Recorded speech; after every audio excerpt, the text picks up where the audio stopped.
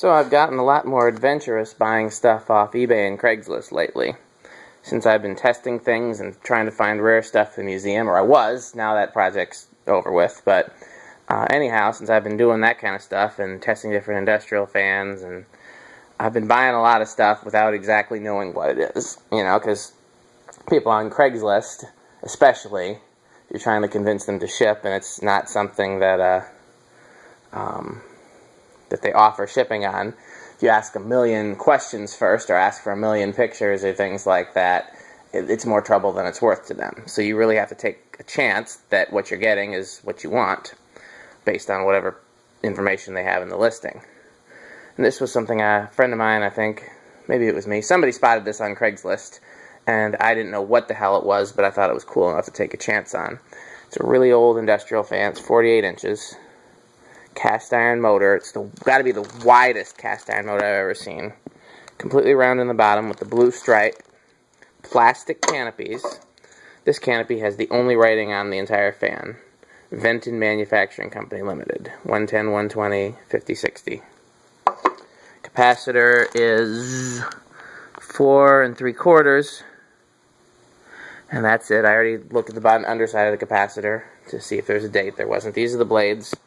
This blade shape looks familiar to me. It looks kind of like a golden fan or a new fan blade shape. I can't remember which one. Maybe both. They're pretty similar. As you can see, the blades are still wrapped in cardboard.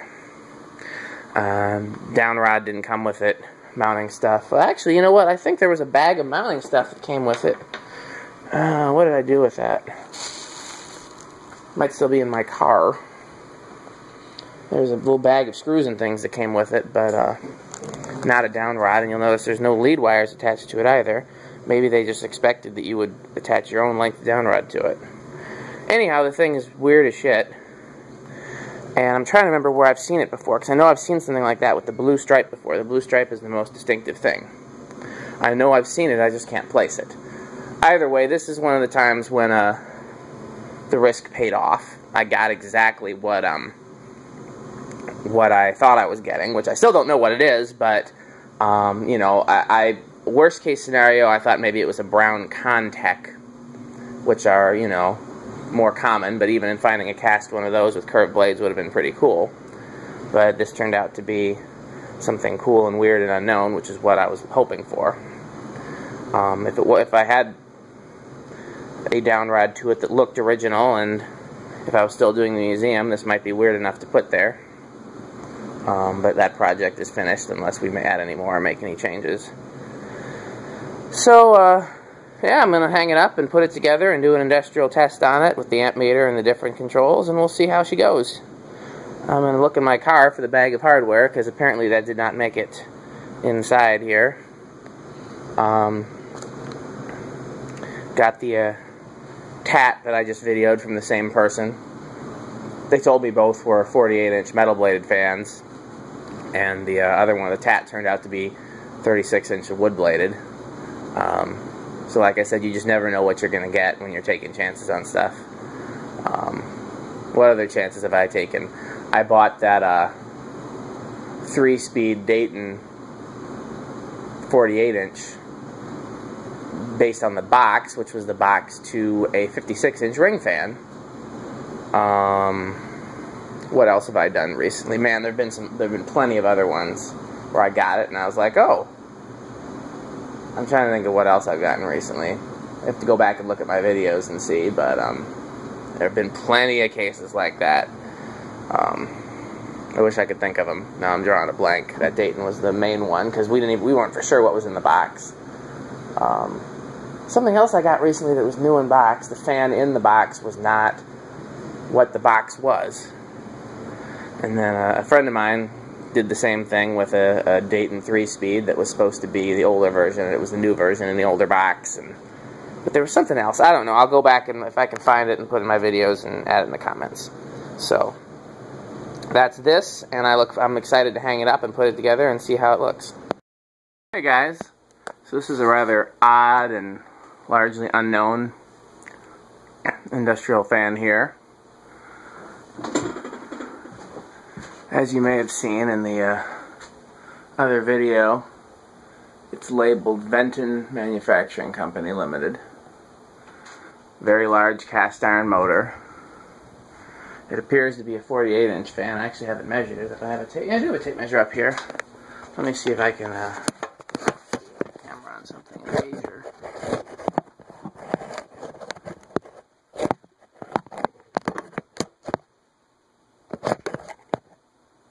We'll try that. I'm not sure how good that's going to work. But, yep, 48. So, I feel like I've seen this before with the blue stripe in the center. Not sure how clear that's coming. There you go, that's pretty clear. I feel like I've seen that before with the blue stripe in the center, but I can't remember anything about it. Both canopies are plastic. These look kind of like new fan or golden fan blades. I can't remember which, or maybe they're the same. I'm wondering if this is a 56-inch motor with 48-inch blades on it, because that motor is very wide. But there's no markings on it that indicate that. No markings on the motor at all. It was brand new when I got it, but sans box. Blades were still wrapped, motor was not. Yeah, if anybody knows anything about this or has seen one before, you know, with that blue stripe, or with that label, Venton Manufacturing Company, I'd love to know. Link me to a video or a picture. So we got the 4-speed control in the amp meter here. There's no amperage rating on it, so we're just kind of shooting in the dark here. Let's go all the way to low, 0.25. Oh, okay, it's not gonna give us any love on low. Let's I mean, granted, it's been in the box for this looks like a very early one, so let's say mid-70s. So been in the box for 40 years. So bearings could be pretty stiff. Plus, it's pretty cold up here. So let's just give it a little push. High, medium, low, and see if it'll stall. That'll give us an indicator.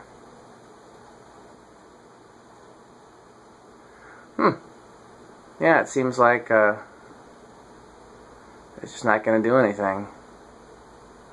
Okay. Those bearings do seem pretty stiff, though. Medium low is enough to get it going.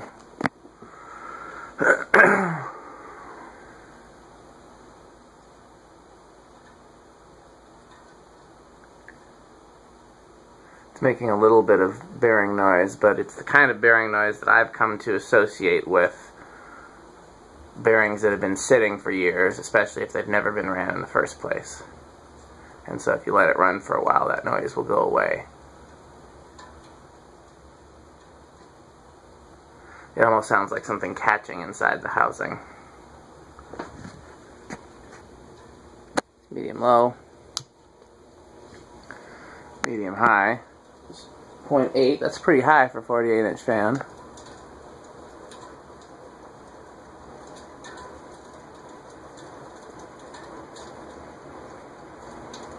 Definitely making some bearing noise. But nothing, again, nothing that indicates that I need to break out the oil or WD-40. It's just, well, if I let it run for long enough, it'll stop. I'd have to let it run overnight or something. Okay. And high. Oh, pretty high. That thing's whipping around, though. No noise on high. A little bit of motor noise, but no bearing noise. I don't feel a whole lot of air directly under the fan, but it does seem to be going pretty fast. Still, those are pretty narrow blades. Let's see what I feel out this way.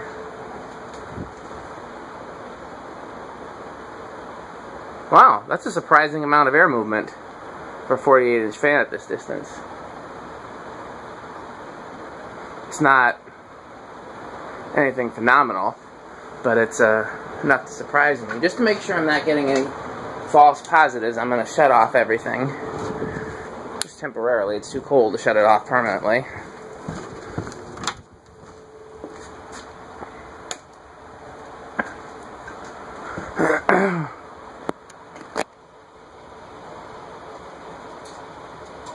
Now that's definitely coming from that fan there. It's about the same as some of the cheaper 56-inch industrials. You know, it's a gentle breeze. It's not strong breeze like the gold lines or strong gusts like the straight-bladed fans. But that's a lot for a 48-inch fan, and it's pretty impressive. Okay, let me get my heat back into operation here. For those who haven't been following my videos, the heat fans, aptly named in this case, are keeping the heat from escaping through the roof. So that's why I don't shut those off. I really like that canopy. I like the shape of it. It's different than the conventional bell canopy shape. And we've dropped, by the way. So power off. Given how stiff those bearings were, it's probably gonna spin down rather quickly.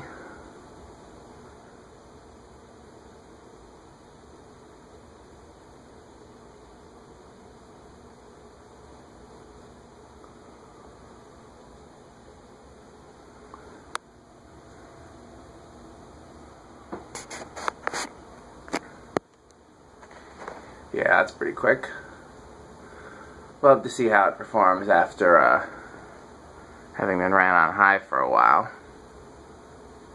I'm trying to think if I have any more commercial fans coming soon, or if I can leave it up here for a while. Let's try it with the solid state control.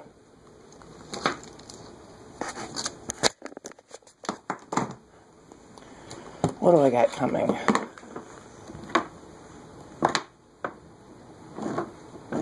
I got a blender fan coming, but I don't even know if I'm going to do a video of that. It's the same as same as the one in my dad's basement. So that video might be considered superfluous. Do I have any more commercial fans coming? I don't think so.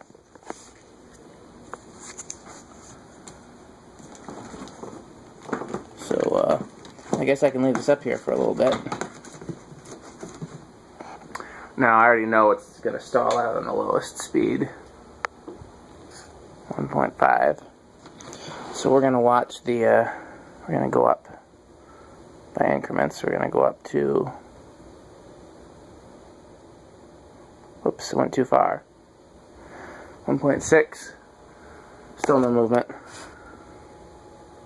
1.7, still no movement. I'm going to skip to 20 because I don't think it's even going to move at 25. So let's skip to 25. Yep. 30. Let's skip to 30. Yep. 35. Kind of buzzy too, so this is not a good variable speed candidate anyways. Again, we'll maybe redo this video if the bearings have had a chance to free up. 40. Still nothing. Looks like okay, so we're definitely going around 45, so I'm going to drop it to 40. Okay, it's still going. I'll drop it to 35. Still going. Drop it to 30.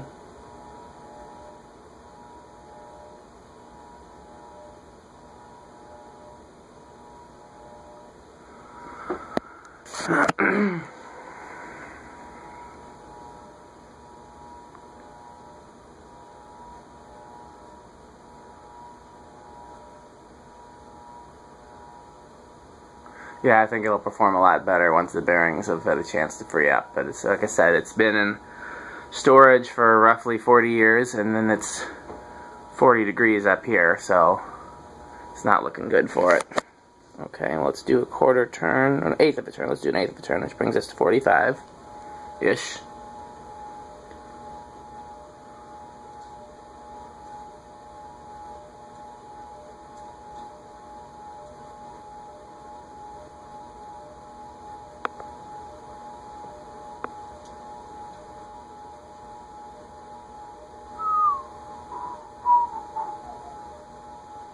Okay, let's do another eighth of a turn, which brings us to 6.5.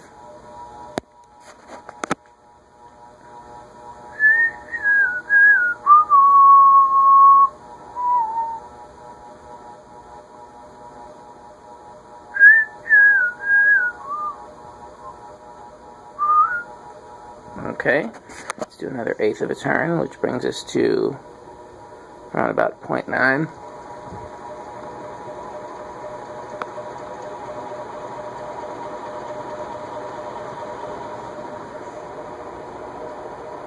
And the rest of the way is high. So I think I'm going to leave this up here for a while and let it run as much as I can, and then if it does significantly better, I'll do another video.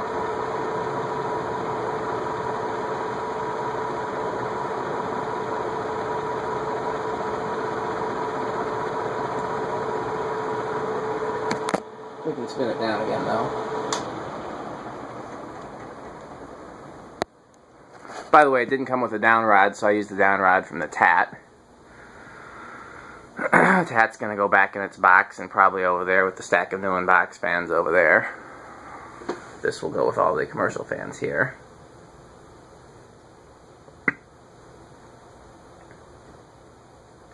Like I said, if anybody knows anything about this, I'd love to hear about it. This is the first thing that I can remember seeing like this, but I've just got a faint feeling in my head that I've seen something like this. So, okay. Well, that should be everything. Just in case we missed it, we'll do a little close-up. You can see the label. I don't remember if I did that before or not. Can't really see it in this light anyways. Okay. Thanks for watching.